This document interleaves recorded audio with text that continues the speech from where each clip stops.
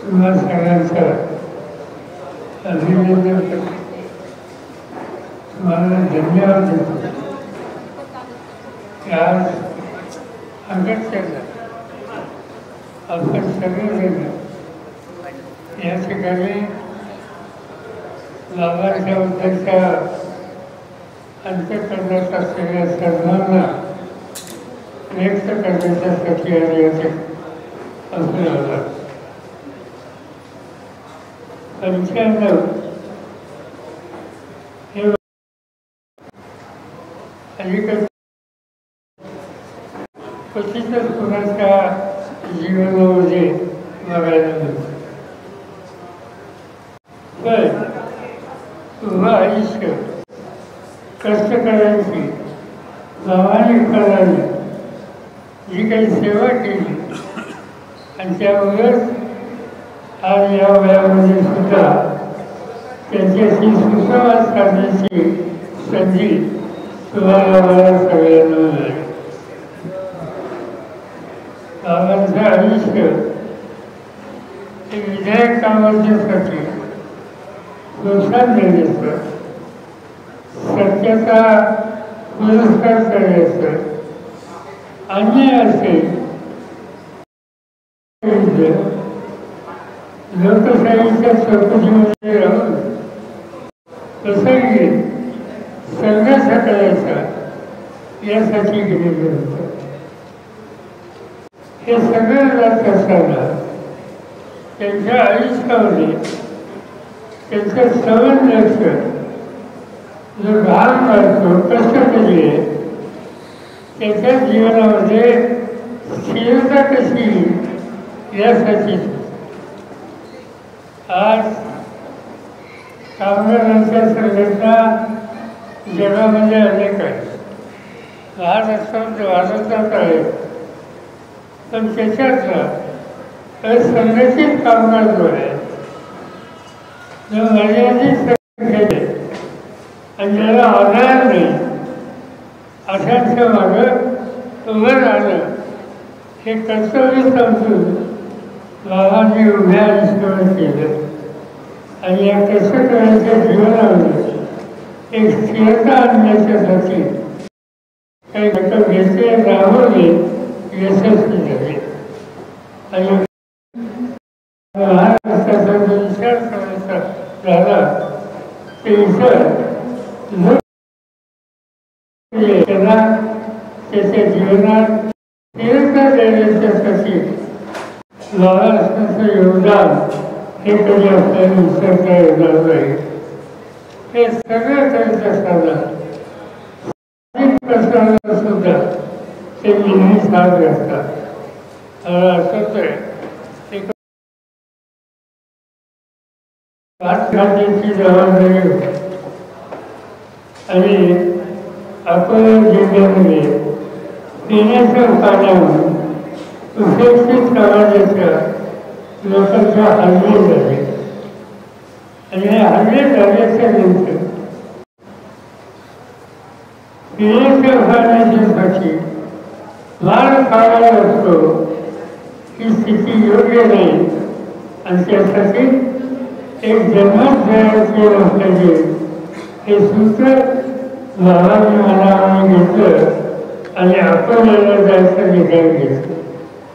मी स्वतः आहे त्यांच्याबरोबर गेलो आणि एक गाव एक पाण्याचा ही कार्यक्रमाची सुरुवात तिथून जी झाली की महाराष्ट्राच्या गावागावांना पोचतो. आणि त्यामुळे पिण्याच्या पाण्यासाठी उभयशी समाजाच्या माणसाला संघर्ष करायची वेळ फुले आंबेडकर आणि शाहू महाराज यांच्या महाराष्ट्रात येऊ नये याची काळजी बाबांनी घ्यायला सुरुवात केली. आणि ह्या विचारासोबत महाराष्ट्रात गावोगाव पोचलं. हा महाराष्ट्राच्या सामाजिक इतिहासाचा महत्त्वाचा भाग आहे. असे कितीतरी कार्यक्रम असते. मला आठवतं त्यावेळेला राज्याचं नेतृत्व माझ्याकडे होतं. आणि लोकांनी बसून डॉक्टर बाबासाहेबांचं नाव मराठवाडा विद्यापीठाला याचं विधानसभेमध्ये करार केला आणि दुर्दैवानं त्या संध्याकाळी दलितांची गरज शोषली गेली, त्यांच्या हल्ले केले गेले.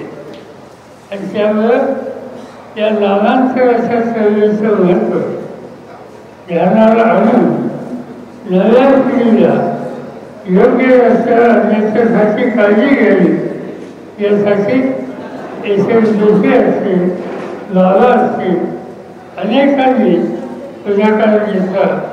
आणि आम्ही लोकांनी राजकारणामध्ये सत्ता गेली तर चालेल, तर बाबासाहेबांचं नाव मराठवाडा विकासला आम्ही दिल्याचं राहणार नाही ही भूमिका घेतली.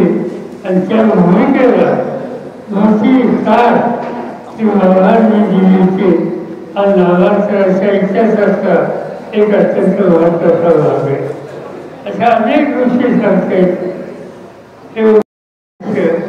समस्येचा विचार, कष्टकऱ्याचाही आणि सामान्य माणसाचं भलं यासाठी देणं हे आपलं कर्तव्य आहे.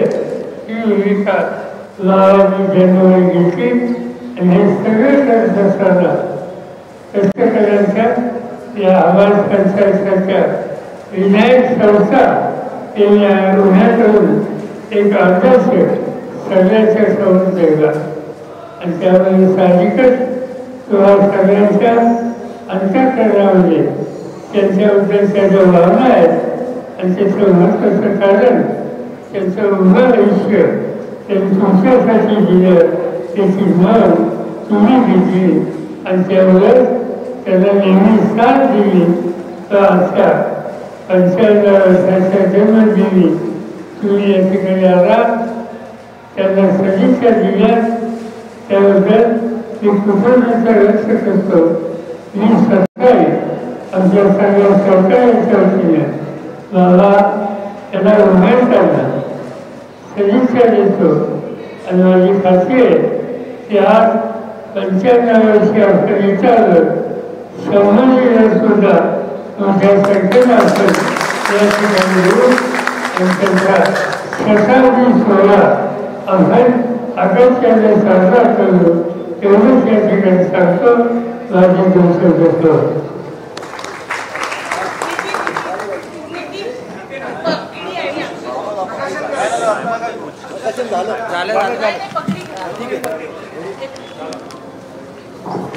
पवारसाहेब हे क्रिकेट संघटनेचे अध्यक्ष होते आणि त्यांनी त्यांची भावी प्रत्येकाची अध्यक्षाची इच्छा होती. बाबांची पण सेंचुरी होईल अशी शुभेच्छा द्यायची नक्की, परंतु होईल.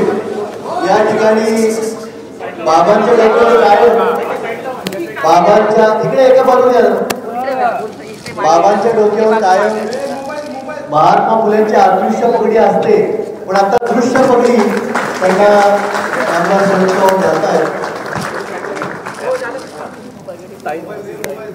आणि ऊपर महात्मा ज्योतिराव फुल्यांचा,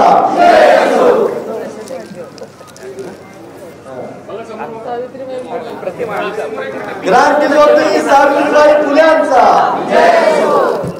शारदांनी आठवण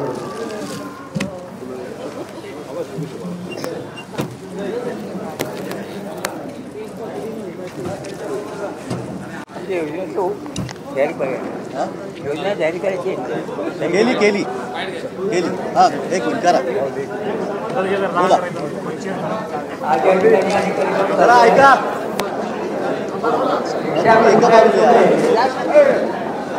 संघटनेच्या वतीने शहरामध्ये वाहतुकीच्या संदर्भात आम्ही एक नवी योजना आपल्याला सुरू करतो. जाहीर केलेले आहे त्यामुळे सुद्धा उदाहरण झालं असं मी जाहीर